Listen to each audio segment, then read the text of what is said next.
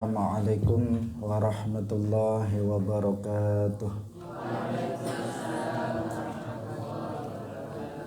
Alhamdulillahi rabbil alamin. Lahu ni'matu wa lahul fadlu wa lahul thana'ul hasan. Wassalawatullahil barrir rahim wal malaikatil muqarrabin ala sayyidina wa maulana Muhammadin wa ala alihi wa ashabihi tayyibin at-tahirin. Allahumma la sahla illa ma ja'altahu sahla wa anta taj'alul hazna idza syi'ta sahla. Allahumma rzuqna al-ikhlasa fi niyyati wal qawli wal amal wa ba'du. Ila nabiyil Mustafa sallallahu alaihi wasallam wa ikhwanihi minal anbiya'i wal mursalin wa syuhada'i was salihin, khususan ila sultanil awliya Syekh Abdul Qadir al-Jilani wa Syekh Ahmad al-Rifa'i wa Syekh Baha'iddin an-Naqsyabandi wa Syekh Abdullah al-Harari wa ila arwahi muassisi jam'iyyati Nahdlatul Ulama Syekh Muhammad Hashim Ash'ari wa Syekh Bisri Sansuri wa Syekh Abdul Wahhab Hasbuh wa ila arwahi jami'i ahli al-qubur minal muslimin wal muslimat. Al-Fatihah. A'udzu billahi minasy syaithanir rajim. Bismillahirrahmanirrahim. Alhamdulillahi rabbil alamin. Ar-Rahmanir Rahim. Maliki yaumiddin. Iyyaka na'budu wa iyyaka nasta'in. Ihdinas siratal mustaqim. Siratal ladzina an'amta 'alaihim ghairil maghdubi 'alaihim waladdallin. Amin.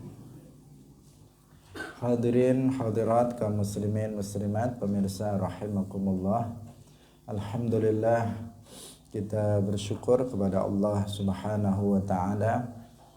Malam hari ini Allah Subhanahu wa taala kembali mempertemukan kita dalam majelis Ilmuddin dalam pengajian kitab Mukhtasar Abdullah al-Harari Al-Kafil bi Ilmuddin ad-Daruri. Sebuah kitab yang mengkaji tentang ilmu-ilmu yang wajib dipelajari oleh setiap muslim, baik dalam permasalahan akidah, fikih maupun akhlak. Semoga Allah Subhanahu wa taala memberikan pemahaman yang lurus kepada kita semuanya. Amin ya rabbal alamin. Shalawat dan salam semoga tetap terlimpahkan kepada Nabi Agung Nabi Muhammad sallallahu alaihi wasallam, para sahabatnya, keluarganya, serta seluruh umat Islam yang mengikuti beliau ila yaumil qiyamah. Hadirin rahimakumullah, mari kita ikhlaskan niat kita masing-masing. Kita hadir dalam majelis ilmu ini semata-mata mencari ridha dari Allah Subhanahu wa ta'ala. Pada malam hari ini kita telah masuk tanggal 1 Zulhijjah. Malam hari ini kita telah masuk pada bulan Zulhijjah, yaitu tanggal 1 Zulhijjah. 10 hari ke depan adalah hari-hari yang mulia, hari-hari yang memiliki keutamaan, sampai dengan nanti hari raya Idul Adha tanggal 10 Zulhijjah. Ini berdasarkan muraqabatul hilal yang dilakukan oleh pemerintah kemarin.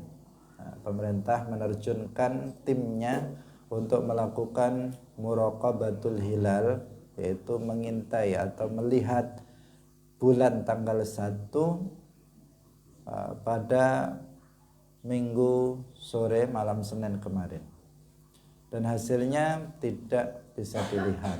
Di wilayah Indonesia seluruhnya itu tidak berhasil melihat hilal sehingga bulan Dzulqa'dah itu disempurnakan menjadi 30 hari dan bulan Dzulhijjah itu jatuh pada malam hari ini. Ini hasil sidang isbat pemerintah berdasarkan ru'yatul hilal. Sehingga hari rayanya itu pada hari Kamis tanggal 29 Juni 2023. Tahun ini akan ada perbedaan lagi seperti halnya dalam Idul Fitri. Nanti akan ada yang hari raya Rabu dan akan ada yang hari raya Kamis. Bersiap saja untuk berbeda, tetapi kita metodenya sudah jelas seperti yang dituntunkan oleh Rasulullah Shallallahu Alaihi Wasallam, sumu li ru'yatihi wa aftiru li ru'yatihi, fa in ghumma alaikum fa akmilu iddata sya'bana 30 yauman. Berpuasalah kalian, ini berlaku untuk Ramadan dan juga bulan-bulan Hijriah yang lainnya. Berpuasalah kalian karena melihat hilal dan berhari rayalah kalian karena melihat hilal. Apabila tertutup mendung atas kalian sehingga enggak bisa melihat hilal, maka sempurnakanlah bilangan bulan Sya'ban menjadi 30 hari. Konteks yang sekarang bulan Dzulhijjah. Ketika kita masuk bulan atau Dzulhijjah, tanggal 1 Dzulhijjah, ketika kita sudah berhasil melihat hilal bulan tanggal 1, ketika matahari terbit kemarin hari Ahad, matahari tenggelam, maka di tempat yang tinggi atau di pantai, sebagian umat Islam berusaha untuk melihat hilal di arah ufuk barat. Tetapi tidak terlihat, sehingga karena tidak terlihat maka sempurnakanlah bilangan Dzulqa'dah menjadi 30 hari, sehingga Senin tadi 30 Dzulqa'dah dan malam hari ini masuk Dzulhijjah. Itu yang kita jadikan sebagai pedoman di dalam kita berhari raya. Seandainya ini saya memberikan jalan keluar bagi yang nggak bisa. Seandainya nanti ada yang berhari raya hari Rabu, hari Rabu misalnya, sementara kita tinggal di dekat masjid itu, sehingga mau nggak mau kita ikut juga di masjid itu, karena kalau enggak nanti gimana, wong situ sudah hari raya. Maka tidak boleh kita melakukannya atas dasar hisab. Kalau kita ingin melakukannya, maka dalam hati kita mengatakan, saya berhari raya hari Rabu berdasarkan hasil ru'yatul hilal secara internasional dengan mengikuti mazhab Hanafi. Jadi niatnya adalah mengikuti mazhab Hanafi. Kalau mazhab Hanafi itu bagaimana? Nggak ada istilah matlaq. Kalau di Arab sana itu sudah terlihat hilalnya, maka dimanapun itu bisa ikut. Kalau di ujung barat dunia ini sudah ada yang melihat hilal, maka yang ujung timur juga ikut. Sebaliknya yang ujung timur terlihat, maka yang ujung barat juga ikut. Nggak ada batasan-batasan wilayah. Maka hari ini kalau diperhatikan hasil dari muraqabatul hilal di daerah Timur Tengah, maka hari Senin sudah 1 Dzulhijjah, sehingga hari rayanya itu pada hari Rabu. Kalau di Timur Tengah itu kita bisa mengikuti itu seandainya kita tinggal di dekat masjid atau musola yang menyelenggarakan sholat Idul Fitri pada hari Rabu dan kita tinggal di sekitarnya, maka kita bisa mengikuti mazhab Hanafi dengan mengikuti ru'yatul hilal internasional tanpa mengenal matlak. Sedangkan kita pada umumnya ini mengikuti mazhab Syafi'i. Kita mengikuti mazhab Syafi'i yang ada matlak. Matlak itu kalau berbeda matlaknya seperti sini dengan Timur Tengah, tempat terbit dan tenggelamnya mataharinya itu sama, maka itu bisa dianggap sama. Tetapi kalau beda, maka itu juga berbeda. Kalau sini dengan Arab kan berbeda. Jamnya saja kita bisa terpaut 4 jam. Terpaut 4 jam antara sini dengan sana. Artinya matlaknya berbeda. Sehingga kalau dalam mazhab Syafi'i sana ya sana, sini ya sini. Kalau di sini tidak terlihat berarti harus disempurnakan bulan Dzulqa'dah dan kemudian keesokannya lagi baru masuk Dzulhijjah. Seperti yang terjadi pada masa sekarang. Jadi itu aman. Kalau yang itu maka aman. Tapi kalau kita berhari raya dengan mengikuti hisab, ini yang jadi masalah. Karena tuntunan Nabi itu sumu li ru'yatihi wa aftiru li ru'yatihi. Fa in humma 'alaikum fa akmilu 'iddata sya'bana 30 yauman. Atau dalam hadis yang lain Rasulullah bersabda nahnu ummatun ummiyatun la naktubu wa la nahsubu asyahru hakadza wa hakadza. Kita ini adalah umat yang ummi, artinya waktu itu kebanyakan para sahabat itu tidak membaca dan tidak menulis. Beliau mengatakan kita la naktub, kita tidak menulis dan kita tidak menghitung. Bulan itu kalau tidak 29 hari ya 30 hari. Islam itu adalah agama yang mudah, karakternya itu mudah. Yuridullah bikumul yusra wala yuridu bikumul usra. Mudah agama itu. Jadi untuk menentukan awal bulan juga mudah, tetapi terkadang dipersulit. Nah, mudahnya bagaimana? Dilihat saja. Terlihat besok Dzulhijjah, nggak terlihat besoknya lagi. Enak apa enggak? Kan enak kan? Kita punya mata misalnya terlihat besok hilalnya terlihat besok hari raya, misalnya kalau Idul Fitri tidak terlihat maka besoknya lagi. Sangat mudah sebenarnya, tetapi kemudian ada sebagian yang mempersulitnya dengan hitung-hitungan yang berbagai macam sehingga terjadi perbedaan pendapat di antara umat Islam tentang Idul Fitri ataupun Idul Adha. Jadi tahun ini akan berbeda, akan ada dua, ada yang Rabu dan ada yang Kamis.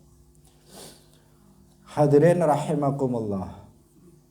10 awal dari Dzulhijjah ini adalah hari-hari yang mulia.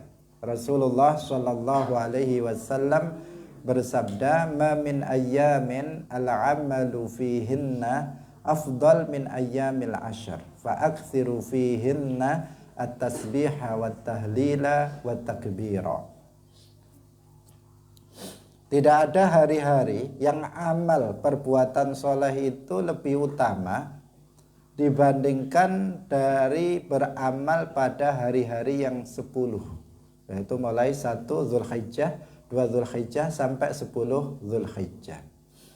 Fa'aksiru, maka perbanyaklah di hari-hari itu untuk membaca tasbih, tahlil dan takbir.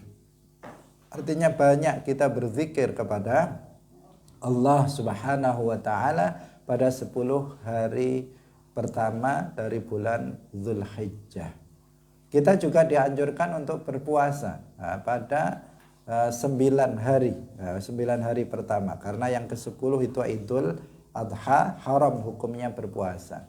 Jadi disunnahkan berpuasa mulai tanggal 1 Dzulhijjah besok, kemudian 2, 3, 4, 5, 6, 7, 8 ini tarwiyah, kemudian 9 Arafah, dan kemudian 10 Idul Adha. Kita dianjurkan untuk berpuasa pada keseluruhan 9 hari pertama dari bulan Zulhijjah.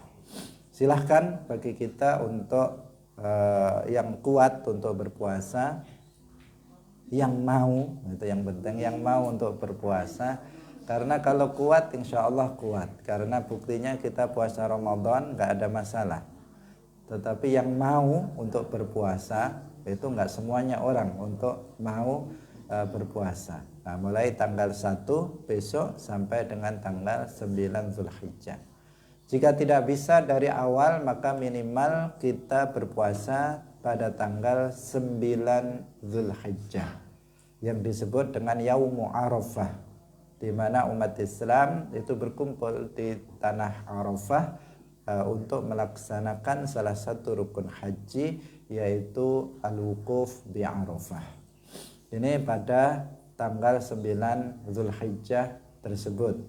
Kalau misalnya nggak bisa dari awal, minimal 9 Zulhijjah saja. Karena disebutkan di dalam hadis bahwa puasa pada pada hari Arafah itu tukaffirus sanah al-madiyah. Itu bisa menghapus dosa-dosa yang pernah kita lakukan pada 1 tahun yang telah lalu.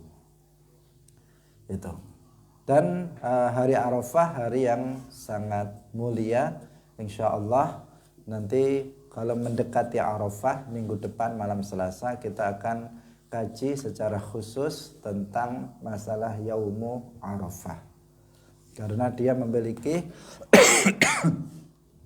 keutamaan yang khusus dibandingkan dengan hari yang lain, karena dia adalah afdalu al-ayyam fis sanah. Jadi hari yang paling utama dalam 1 tahun. Hari yang paling mulia dalam 1 tahun adalah Yaumu Arafah, tanggal 9 Zulhijjah. Hadirin rahimakumullah, sekarang kita lanjutkan ngaji kitab Mukhtasar Abdillahil Harari Al-Kafil Bi'ilmiddin Ad-Daruri, kitab ringkasan dari kitab Sulamut Taufiq. Masih membahas tentang al-wajibat al-qalbiyah wa bughdhu syaitan. Qala al-muallif rahimahullah min wajibatil qalbiyah bughdhu syaitan,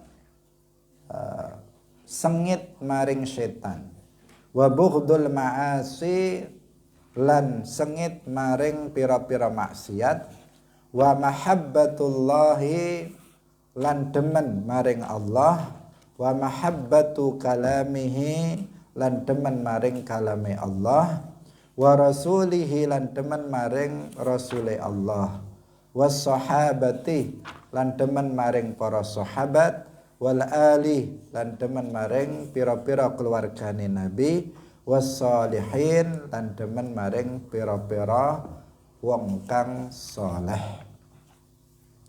Hadirin rahimakumullah, di antara kewajiban hati yang ada dalam hati yang wajib hukumnya adalah kita membenci syaitan. Bahasa Indonesianya setan. Kita wajib dalam hati kita membenci setan. Bahasa Arabnya syaitan. Syaitan itu siapa? Pada dasarnya syaitan itu adalah kafirul jinni. Jin yang kafir.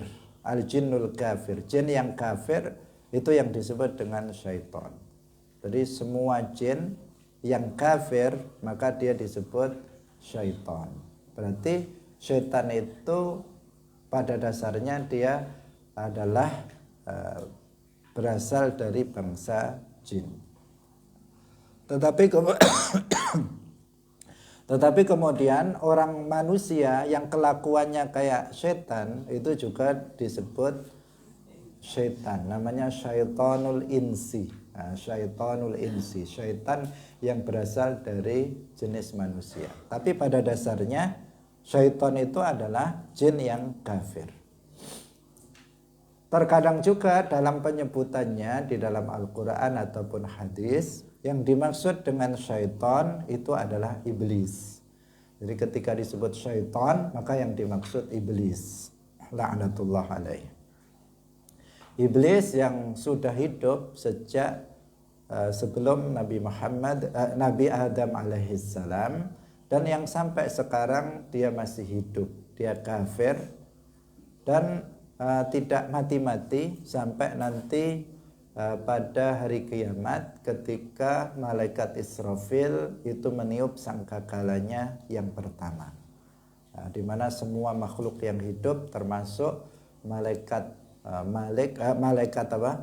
Azrail yang mencabut nyawa itu juga mati pada hari itu. Iblis juga mati pada hari itu, yaitu pada an-nafkhah al-ula, tiupan sangkakala yang pertama.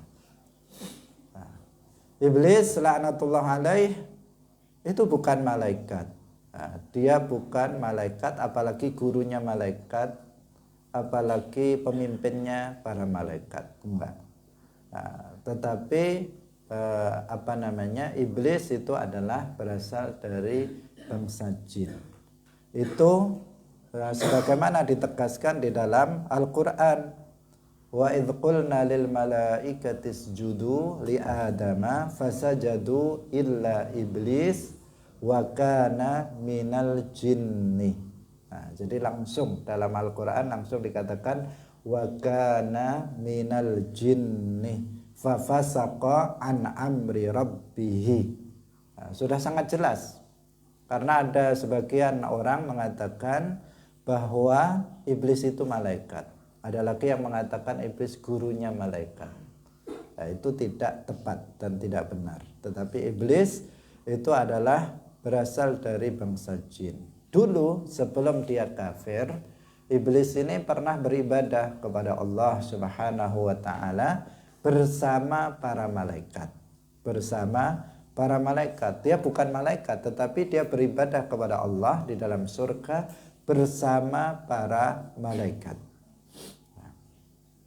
Sehingga di sini karena iblis itu bersama para malaikat ketika itu, sehingga ketika Allah memerintahkan para malaikat, termasuk di situ ada iblis, itu menggunakan kata al-malaikah. Wa idh qulna lil malaikati isjudu li adama fasajadu illa iblis. Dikatakan kana minal jinni fafasaqa an amri rabbih. Kata-kata fafasaqa an amri rabbih itu juga menunjukkan bahwa iblis bukan malaikat. Karena malaikat itu disebutkan dalam ayat yang lain, la ya'sunallaha ma amarahum wa yaf'aluna ma yu'marun. Para malaikat itu tidak pernah bermaksiat kepada Allah dan senantiasa menjalankan apa yang diperintahkan kepada mereka. Sementara dalam ayat ini dikatakan iblis fafasaqa an amri rabbih. Dia fasik, melanggar terhadap perintah Tuhannya dengan tidak mau bersujud hormat kepada Nabi Adam alaihis salam. Jadi sangat terang bahwa iblis itu minal jinni bukan minal malaikah. Maka waspadai pemahaman yang mengatakan iblis itu minal malaikah. Kita wajib benci sama iblis. Wajib kita membenci iblis. Jangan suka, jangan cinta terhadap iblis. Kita wajib untuk membenci syaitan. Jangan berteman dengan syaitan. Dalam Al-Quran sudah disebutkan inna syaitana lakum aduwwun. Sesungguhnya syaitan itu bagi kalian itu musuh. Fattakhidhuhu aduwwa. Sesungguhnya syaitan bagi kalian itu adalah musuh, maka jadikanlah syaitan itu sebagai musuh. Jangan kamu jadikan sebagai teman. Jangan kamu jadikan sebagai teman, karena banyak yang menjadikan setan sebagai teman. Ada para dukun itu menjadikan setan sebagai teman. Sebagian kita juga ada yang menjadikan setan sebagai teman, sehingga apa yang dimaui setan diikuti saja. Nah, diikuti saja. Setan menginginkan ini dan itu yang berupa kemaksiatan dan kekufuran itu diikuti. Nah, berarti dia mengikuti apa yang dimaui oleh syaitan. Nah, kita wajib membenci setan dan menjadikan setan itu sebagai musuh kita. Jangan ikuti apa yang diinginkan oleh syaitan dari kita untuk dilakukan. Kita lanjutkan lagi. Wa bughdul ma'asi, dan kita juga wajib membenci maksiat. Membenci maksiat. Kalau ada perbuatan yang haram dilakukan, dalam hati kita harus ada rasa benci. Wajib ada rasa benci. Tidak boleh hatinya bergembira. Misalnya ada seseorang membuka auratnya, maka kita dalam hatinya harus ada rasa benci terhadap perbuatan maksiat itu. Misalnya ada seseorang minum khamr, maka dalam hati kita harus muncul rasa benci terhadap perbuatan maksiat minum khamr itu. Kalau kita mengetahui misalnya ada seseorang berjudi, maka dalam hati kita harus ada rasa benci di dalam hati. Nah, dalam hati harus ada rasa benci terhadap perbuatan judi itu.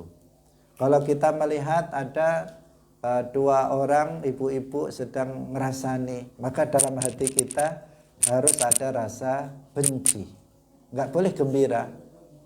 Kalau kita gembira, hati kita misalnya malah kita tersenyum, malah kita tertawa-tertawa, ridho dengan apa yang dilakukan oleh orang itu, maka kita juga ikut berdosa. Maka kita juga ikut berdosa. Karena kita berarti telah ridho dengan kemaksiatan yang dilakukan. Nah, padahal kaidahnya mengatakan ar-ridho bil kufri kufron war ridho bil ma'siyati ma'siyatun. Ridho terhadap kekufuran itu hukumnya kufur, dan ridho terhadap kemaksiatan itu hukumnya maksiat. Jadi minimal dalam hati kita, jika kita mengetahui sebuah kemungkaran, sebuah kemaksiatan dilakukan, maka harus ada rasa benci di dalam hati. Itu yang disebut dengan ingkarul mungkar bil qalb, mengingkari kemungkaran dengan hati. Kalau bisa, maka kita melakukannya dengan tangan. Sebagaimana yang dijelaskan di dalam hadis marra'a minkum munkaran falyughayyirhu biyadihi fa illam yastati' fa bilisanihi fa illam yastati' fa biqalbihi wa dzalika adhaful iman. Barang siapa yang mengetahui sebuah kemaksiatan, kemungkaran dilakukan, maka hendaknya dia untuk merubahnya, mengingkarinya dengan tangannya, dengan kekuasaan yang dimilikinya, dengan kekuatan tangan yang dimilikinya. Apabila dia tidak mampu, maka dia dengan lisannya, dengan memberikan nasihat kepada orang yang melakukan maksiat. Apabila dia tidak mampu, maka dia mengingkarinya dalam hatinya, yaitu dengan memunculkan rasa tidak suka, benci terhadap kemaksiatan yang dilakukan. Nah, ini harus betul-betul dilakukan, karena banyak di antara kita itu yang senang. Kalau ada orang bermaksiat itu senang, hatinya tidak ada rasa benci. Ada orang minum khamar, dia gembira. Ada orang berzina, hatinya bergembira. Ketika ada orang membuka auratnya, hatinya senang-senang saja. Nggak ada rasa benci di dalam hatinya. Maka orang yang seperti itu, dia akan jatuh dalam maksiat tersendiri. Nah, maksiat yang tersendiri bagi dia, yaitu tidak adanya rasa benci terhadap kemaksiatan di dalam hatinya. Wa mahabbatullahi wa mahabbatu kalamihi. Di antara kewajiban hati adalah mencintai Allah Mencintai Allah adalah dengan beriman kepada Allah dan mengagungkannya sesuai dengan sifat-sifatnya yang layak bagi Allah Subhanahu wa taala. Itu namanya mahabbatullah. Kita apa? Kita beriman kepada Allah, meyakini bahwa Allah Subhanahu wa taala itu ada dan adanya tidak seperti adanya makhluk, bukan benda, tidak bersifatan dengan sifat benda, tidak memiliki bentuk, ukuran, tidak beranggotakan badan, ada tanpa tempat, tanpa arah. Kita mengagungkannya sesuai dengan keagungan Allah Subhanahu wa taala. Tidak mensifatinya dengan sifat-sifat makhluk. Karena seseorang yang mensifati Allah Al-Khaliq dengan sifat makhluk, berarti dia telah menghina Allah. Berarti dia telah menghina Allah. Kalau menghina, namanya mencintai atau tidak? Ya tidak mencintai. Orang yang mencintai pasti dia akan memujinya, dia akan mengagungkannya, bukan menghinanya, bukan mencelanya. Kalau kita mencintai Allah, maka kita beriman kepadanya, kita mengagungkannya. Kita tidak menghinanya, tetapi kita mengagungkannya, yaitu dengan mensifatinya dengan sifat-sifat ketuhanan, bukan mensifatinya dengan sifat-sifat manusia.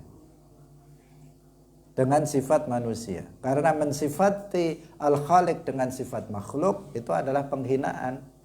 Sebagaimana perbandingannya mensifati manusia dengan sifat binatang, penghinaan atau bukan? Penghinaan jika kamu misalnya disifati dengan sifat binatang. Menghina kamu apa enggak itu? Menghina. Jangankan dengan sifatnya, masih disebut binatangnya saja untuk kamu, bukan sifatnya, itu saja sudah menghina. Belum lagi kalau sifat-sifatnya. Yang pasti mensifati seseorang tidak sesuai dengan sifatnya, itu adalah sebuah penghinaan. Atau kamu misalnya berkulit hitam, kemudian disebut kamu kok putih sekali misalnya. Menghina apa enggak itu? Menghina. Kamu ini gimana menghina? Wong sudah jelas hitam kok kamu bilang putih. Menghina. Nah, mensifatinya tidak sesuai dengan sifat yang sebenarnya, itu menghina. Nah, kalau seseorang mensifati Allah dengan sifat makhluk, dengan mengatakan Allah itu bertempat, dengan mengatakan Allah itu duduk, dengan mengatakan Allah itu beranggota badan, maka dia telah menghina Allah Subhanahu wa taala. Dan orang yang menghina Allah berarti tidak mencintai Allah Subhanahu wa taala. Wajib bagi kita untuk mencintai Allah. Wa kalamihi, dan kita juga wajib untuk mencintai kalamullah. Al-Quran, kalamullah. Kita wajib untuk mencintainya dengan kita membacanya, memahaminya, mempelajarinya, kemudian mengamalkan isi-isinya. Nah, itu namanya mencintai Al-Quran. Juga mengagungkannya. Nah, juga mengagungkan Al-Quran. Jadi kita mempelajarinya, kita membacanya, kita mengamalkannya, kita juga mengagungkannya. Jangan meletakkan Al-Quran di tempat-tempat yang kotor, di tempat-tempat yang najis. Kita harus muliakan Al-Quran karena kita mencintai Al-Quran. Nggak boleh bagi seseorang misalnya Al-Quran diinjak atau Al-Quran diduduki dengan pantatnya, atau Al-Quran dibuang di tong sampah. Al-Quran yang dimaksud di sini baik yang 30 juz atau lembaran dari Al-Quran. Misalnya ada satu lembar Al-Quran atau yang kamu tulis sendiri. Kemarin kita jelaskan, kamu tulis sendiri dalam satu kertas, itu adalah Al-Quran. Maka kita harus memuliakannya, kita harus menghormatinya, kita harus mengagungkannya. Jangan sembarangan dibuang. Jangan dibuat untuk buntel terasi. Jangan dibuat untuk untuk membungkus sesuatu hal yang tidak layak. untuk Al-Quran. Harus dimuliakan. Al-Quran harus diagungkan. Bahkan seseorang bisa jatuh kepada kufur apabila seseorang tahu, nah ini kertas ada ayat Al-Qurannya, kemudian dia dengan sengaja tahu, sengaja dia untuk menginjaknya dengan kakinya, maka dia murtad, keluar dari Islam dengan sebab perbuatannya. Atau dengan sengaja dia membuangnya di tempat-tempat yang najis, yang kotor, padahal dia tahu dan sengaja melakukannya, maka dia akan jatuh kepada kekufuran, menjadi murtad, bukan lagi masuk Islam. Jika ingin bertaubat bukan dengan mengucapkan astaghfirullah, tetapi dengan mengucapkan 2 kalimat syahadat, asyhadu an la ilaha illallah wa asyhadu anna muhammadar rasulullah. Itulah mencintai kalamullah, mencintai Al-Quran. Wa rasulihi, kita juga harus mencintai Rasulullah sallallahu alaihi wasallam. Mencintai Rasulullah dengan beriman kepada Rasulullah, dengan mengagungkan Rasulullah sallallahu alaihi wasallam, mensifatinya dengan sifat-sifat yang mulia bagi seorang nabi, tidak berlebihan dan juga tidak kurang dari yang semestinya. Kita mensifati nabi dengan sifat-sifat kenabian dan kerasulan, tidak melebihi dari itu. Kita tidak mensifati Nabi Muhammad dengan sifat Tuhan. Sebagian orang ada yang berlebihan di dalam memuji Nabi, sehingga dia mengatakan bahwa bahwa Nabi Muhammad itu mengetahui semua yang diketahui oleh Allah. Ada yang mengatakan begitu. Padahal dalam Al-Quran sudah disebutkan wa huwa bikulli syai'in alim. Bahwasanya hanya Allah Subhanahu wa taala yang ilmunya meliputi segala sesuatu. Enggak ada yang mengetahui semua yang gaib kecuali hanya Allah Subhanahu wa taala. Maka kita mensifati Nabi dengan sifat-sifat yang layak bagi Rasulullah sallallahu alaihi wasallam, tidak kurang dari itu dan tidak lebih dari itu. Sebagian orang juga ada yang mensifati Nabi dengan sifat-sifat yang enggak layak. Ada sebagian orang berdasarkan ayat Al-Quran wa wajadaka dhallan fahada, dia mengatakan Nabi pernah sesat, pernah kafir. Ada yang mengatakan begitu. Ini pelecehan terhadap Rasulullah sallallahu alaihi wasallam.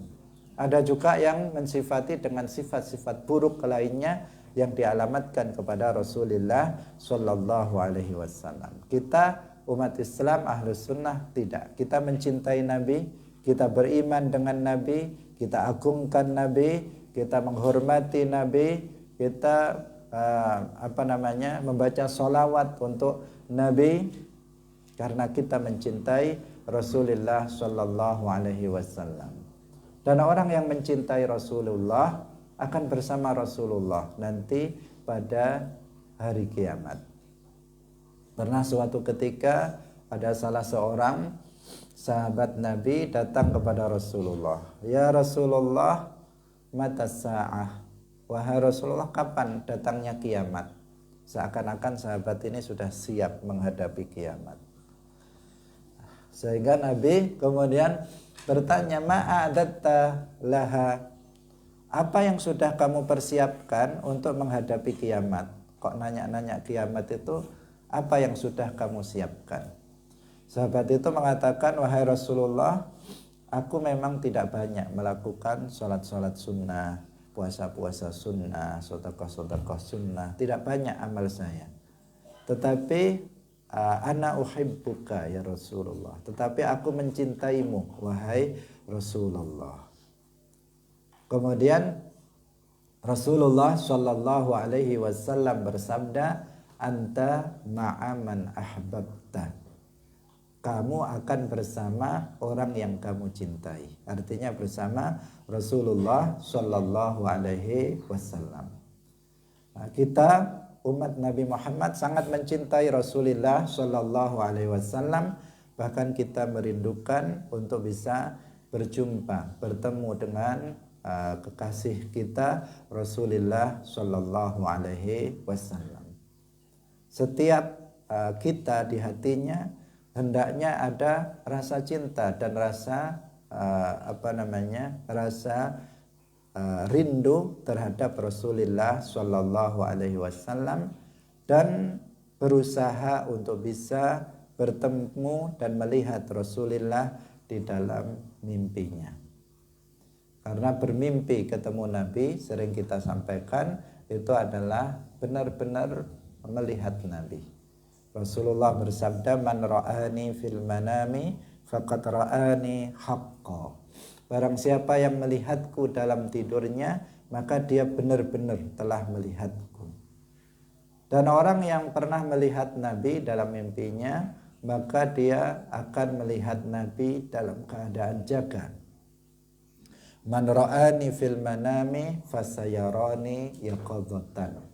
Barang siapa yang melihatku dalam keadaan tidur, maka dia akan melihatku dalam keadaan jaga. Meskipun kita tidak ke Madinah, meskipun kita di Indonesia, tetapi jika seseorang pernah bermimpi melihat Nabi, minimal sebelum kematiannya dia akan melihat Rasulullah yang ada di Madinah. Rasulullah tidak datang ke sini.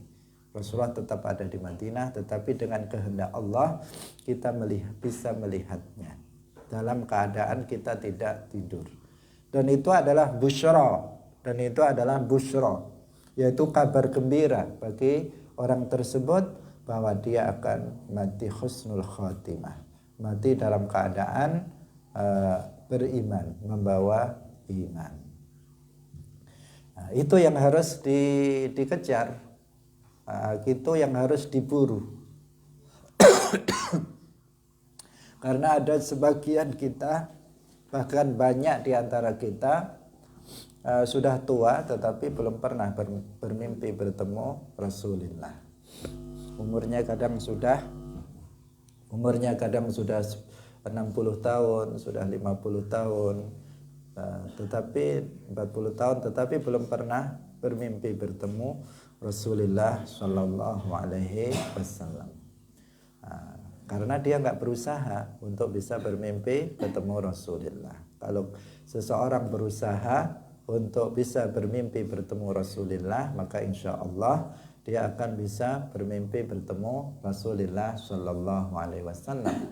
Usahanya bagaimana? Ya dengan mempelajari ajaran-ajaran Rasulullah Shallallahu Alaihi Wasallam seperti ini. Dengan kita belajar ajaran-ajaran Nabi, ilmu fardhu ain, kemudian kita memperbanyak membaca sholawat kepada Rasulullah, kemudian kita memperjuangkan agama Rasulullah, mendakwahkan ajaran-ajaran Rasulullah, akidahnya, ahkam kita berjuang fisabilillah, berdakwah, mengajar dan seterusnya, mengajarkan ilmu-ilmu agama, maka insya Allah kita akan diberikan anugerah untuk bisa melihat Rasulullah Shallallahu Alaihi Wasallam.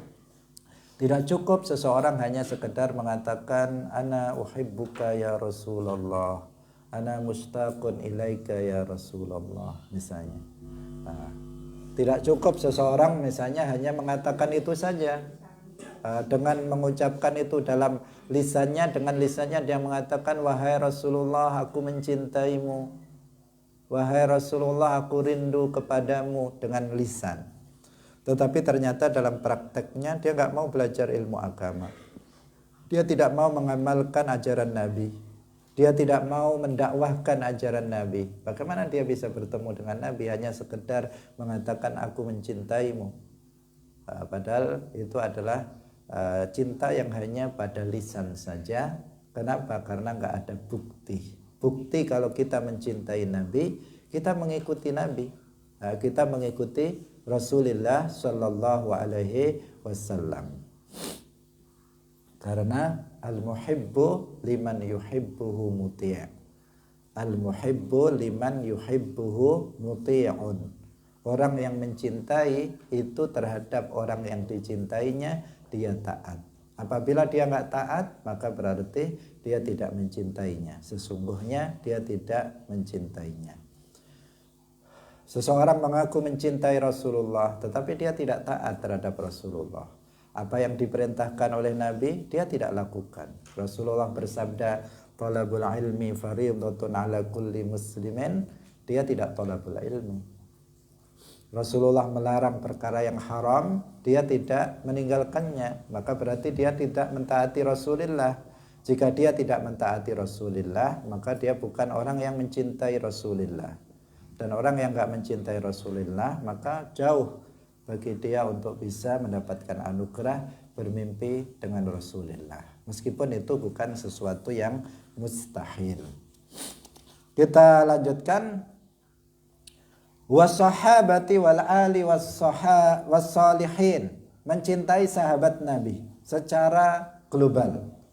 Mencintai sahabat Nabi secara global, bukan secara individu per individu, tetapi secara global kita mencintai semua sahabat Nabi. Sahabat itu adalah orang yang bertemu dengan Nabi di masa hidup Nabi, dia beriman kepada Nabi dan mati dalam keadaan mukmin. Itu yang disebut dengan sahabi. Apa? Yang pertama, dia bertemu dengan Nabi dalam keadaan ketika Nabi masih hidup. Berarti yang tadi ketemu Nabi dalam mimpi bukan sahabi. Atau orang yang ketemu dengan Nabi sebagai karomah, seperti misalnya Syekh Ahmad Ar-Rifai. Syekh Ahmad Ar-Rifai bukan seorang sahabat. Beliau pernah salah satu karomahnya, tangan Rasulullah itu keluar dari kuburnya ketika beliau berziarah dan mencium tangan Rasulullah, Syekh Ahmad Ar-Rifai. Tetapi beliau bukan sahabat karena ketemunya setelah wafatnya Rasulullah sallallahu alaihi wasallam. Dia beriman kepada Nabi.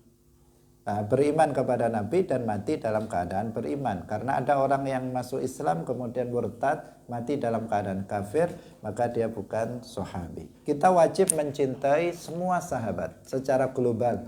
Secara global mencintai seluruh sahabat. Itu secara global. Terutama as-sabiqun al-awwalun minal muhajirin wal ansar.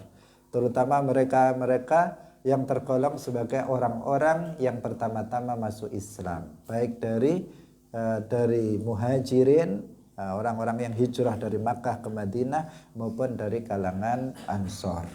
Nah, terutama mereka.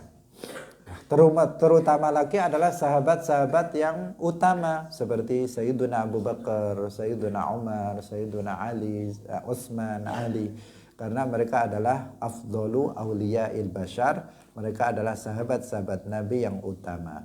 Kemudian juga al-asyarah al-mubasysyarun bil jannah, selain empat itu ada Talhah ibn Ubaidillah, ada Az-Zubair ibn al-Awwam, ada Abdurrahman bin Auf, dan para sahabat lainnya. Mereka yang hadir dalam perang Badar dan seterusnya. Para sahabat secara umum kita wajib mencintainya.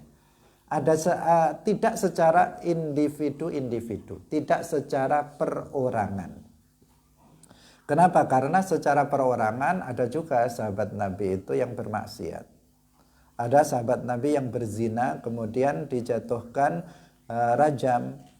Ada sahabat Nabi di zaman Nabi yang mencuri sehingga tangannya dipotong. Yang kayak begitu tentu saja kita tidak mencintainya. Karena kita mencintai adalah para sahabat secara global, kita tidak mencintai kemaksiatan, kita tidak mencintai kekufuran. Seperti yang tadi sudah kita jelaskan. Wal ali keluarga Rasulullah sallallahu alaihi wasallam, keturunan dari Rasulullah sallallahu alaihi wasallam. Mereka adalah putra-putra Nabi, mereka adalah istri-istri Nabi dan juga keturunan Rasulullah Shallallahu Alaihi Wasallam sampai dengan pada hari ini. Kita wajib mencintai mereka secara global. Secara global kita mencintai mereka. Adapun jika ada misalnya keturunan Nabi kemudian dia melakukan maksiat, tentu saja kita tidak mencintai perbuatan maksiat yang dilakukannya. Karena keturunan Nabi tidak maksum.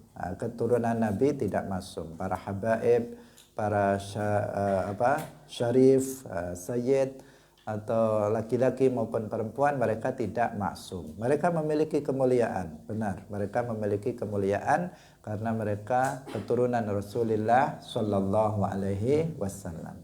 Tetapi mereka tidak maksum. Artinya bisa saja mereka melakukan dosa, bahkan mungkin saja mereka melakukan kekufuran. Meskipun kalau benar dia itu keturunan Nabi, dia akan kembali kepada Islam, mati dalam keadaan husnul khotimah. Tetapi kalau mereka itu tidak maksum. Artinya kalau kita melihat mereka bermaksiat, ya kita bilang dia bermaksiat. Kalau kita lihat dia melakukan, misalnya mengaku sebagai keturunan Nabi tetapi mengucapkan kata kufur, meyakini keyakinan yang kufur, ya kita bilang kufur perbuatannya. Tidak kita benarkan perbuatan maksiat hanya karena dilakukan oleh mereka. Tidak kita benarkan perbuatan kufur hanya karena dilakukan oleh mereka. Tidak. Jadi kita wajib mencintai keluarga Rasulullah Shallallahu Alaihi Wasallam. Yang terakhir, wassalihin. Kita wajib mencintai orang-orang soleh. Orang-orang soleh adalah orang-orang yang taat kepada Allah, orang yang bertakwa, yang senantiasa menjalankan yang diperintahkan dan meninggalkan perkara-perkara yang diharamkan. Itu namanya orang soleh. Jadi orang soleh itu menjadi orang soleh itu mudah atau sulit? Sulit. Sulit. Nggak sekedar kemana-mana pakai sarung, ini anak soleh. Enggak. Atau kemana-mana pakai kopiah, ini dia disebut anak soleh. Atau perempuan sekedar dia pakai khimar atau pakai kerudung kemana-mana, pakai pakai cadar misalnya, kemudian dia disebut solihah. Tidak seperti itu. Tidak sekedar itu. Tetapi solihah adalah mereka yang selalu taat kepada Allah, menjalankan yang diperintahkan dan meninggalkan yang diharamkan. Senantiasa, baik yang itu sifatnya zahirah ataupun yang qalbiyah. Kewajiban hati dikerjakan, kewajiban zahir dikerjakan, maksiat hati ditinggalkan, maksiat zahir ditinggalkan. Itu dialah yang disebut dengan salihah. Karena kita ini sering mudah menyebut orang soleh. Kita mudah menyebut seseorang itu sebagai anak soleh. Bahkan kriteria soleh itu hanya sekedar dianggap apabila dia mau taat kepada kedua orang tuanya, meskipun gak sholat, meskipun gak belajar ilmu agama. Tapi sama bapak ibunya bagus, maka dia dikatakan anak soleh. Tapi dia nggak belajar ilmu agama, sholatnya juga ngawur. Enggak, itu nggak cukup. Itu bagian. Bagian. Karena kewajiban Allah untuk manusia itu jumlahnya banyak. Jadi nggak hanya 1-2 dilakukan kemudian seseorang menjadi soleh solihah. Tidak. Jadi ini kata-kata yang mudah diucapkan tetapi sulit dalam prakteknya menjadi orang soleh. Karena orang soleh nanti di akhirat akan mendapatkan nikmat yang khusus di dalam surga. Nikmat yang khusus nanti di dalam surga. Kebanyakan kita bukan soleh, bukan orang yang soleh. Kebanyakan kita orang-orang yang fasik, yang banyak melakukan dosa-dosa. Meskipun ada juga di antara kita yang soleh dan solehah. Tetapi dia bukan sekedar sebutan, tetapi yaitu apabila seseorang betul-betul taat kepada Allah Subhanahu wa taala dalam semua hal. Saya kira sampai di sini kajian kita pada malam hari ini. Semoga bermanfaat bagi kita semuanya. Kita tetap istiqomah dan tetap bersemangat dalam menghadiri majelis ilmu. Mari kita tutup dengan doa. Alhamdulillahi Rabbil Alamin. Wassalatu wassalamu ala Sayyidina Muhammadin wa ala alihi wa ashabihi tayyibin tahirin.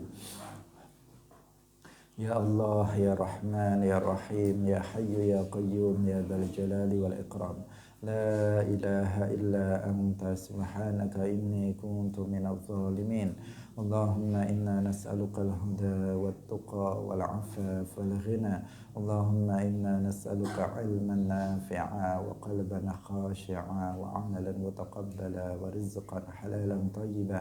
اللهم توفنا مسلمين والحقنا بالصالحين. اللهم اجعلنا وأهلنا وزوجاتنا وأولادنا وبناتنا ومشايخنا وتلاميذنا وجماعتنا من أهل العلم وأهل الخير، ولا تجعلنا وإياهم من أهل السوء والضير يا أرحم الراحمين. ربنا آتنا في الدنيا حسنة وفي الآخرة حسنة وقنا عذاب النار. وصلى الله على سيدنا محمد وعلى آله وأصحابه وسلم. سبحان ربك رب العزة عما يصفون وسلام على المرسلين والحمد لله رب العالمين. Barakallahu fikum, wallahul muwaffiq ila aqwamit thoriq. Wassalamualaikum warahmatullahi wabarakatuh. La ilaha illallah. Allahumma salli ala sayyidina Muhammad wa ala alihi wa sahbihi wa sallim. Rabbi ighfirli wa liwalidayya wa lil mu'minin.